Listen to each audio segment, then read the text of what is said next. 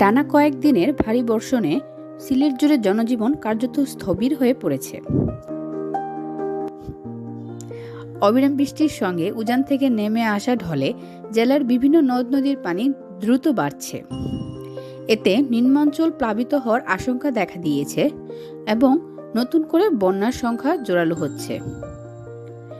এছাড়াও পাহাড়ি এলাকা হওয়ায় টিলা ধসের আশঙ্কাও উড়িয়ে দেওয়া যাচ্ছে না। টানা বৃষ্টিতে নগরীর বিভিন্ন সড়কে পানি জমে থাকার খবর পাওয়া যাচ্ছে। এতে যান চলাচল বিঘ্ন হচ্ছে। অফিসগামী মানুষ, শিক্ষার্থী ও দিনমজুর সহ সাধারণ মানুষের দৈনন্দিন জীবনযাত্রা ব্যাহত হচ্ছে। অনেক এলাকায় জলাবদ্ধতার কারণে দুর্ভোগ চরমে পৌঁছেছে। বিভিন্ন শিক্ষা প্রতিষ্ঠানে শিক্ষার্থী উপস্থিতি কমে এসেছে। বিপাকে পড়েছেন নিম্ন আয়ের মানুষেরা। সবার মনে একটাই প্রশ্ন, সিলেটে কি এবার বন্যা হবে? সুরমা, কুশিয়ারা ও অন্যান্য নদ নদীর পানি ক্রমাগত বাড়তে থাকায় উদ্বেগ বাড়ছে নদী তীরবর্তী ও নিম্নাঞ্চল বাসিন্দাদের মধ্যে। পানি আরও বৃদ্ধি পেলে কয়েকটি উপজেলার নিচু এলাকা প্লাবিত হওয়ার আশঙ্কা রয়েছে বলে মনে করছেন সংশ্লিষ্টরা।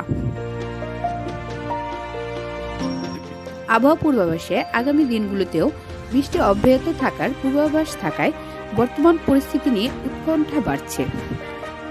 22-এর বন্যা সিলেট মারাত্মকভাবে ক্ষতিগ্রস্ত হয়েছিল। স্থানীয় প্রশাসন ও সংশ্লিষ্ট সংস্থাগুলো নদ নদীর পানির উচ্চতা এবং সার্বিক পরিস্থিতি নিবিড়ভাবে পর্যবেক্ষণ করছে। টানা বৃষ্টির সাথে যদিও আতঙ্কের বিষয় হয়ে উঠেছে ভারত থেকে আসা পাহাড়ি ঢল।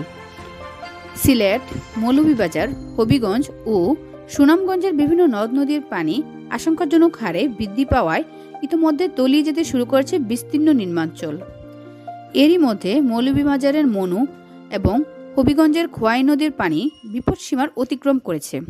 অন্যদিকে সিলেটের প্রধান দুই নদী সুরমা ও কুশিয়ারার পানিও দ্রুত বাড়ছে এবং বিপদসীমার খুব কাছাকাছি অবস্থান করছে। নদ নদীর পানি এভাবে বাড়তে থাকায় বিভাগ জুড়ে বন্যার আশঙ্কা আরও তীব্র হয়েছে। পরিস্থিতি নিয়ে উদ্বেগ বাড়ছে স্থানীয় বাসিন্দাদের পাশাপাশি প্রশাসনের মধ্যেও। বৃষ্টির এই ধারাবাহিকতা অব্যাহত থাকলে সিলেটে বন্যার পরিস্থিতি আরও অবনতি হতে পারে বলে আশঙ্কা করছেন স্থানীয়রা।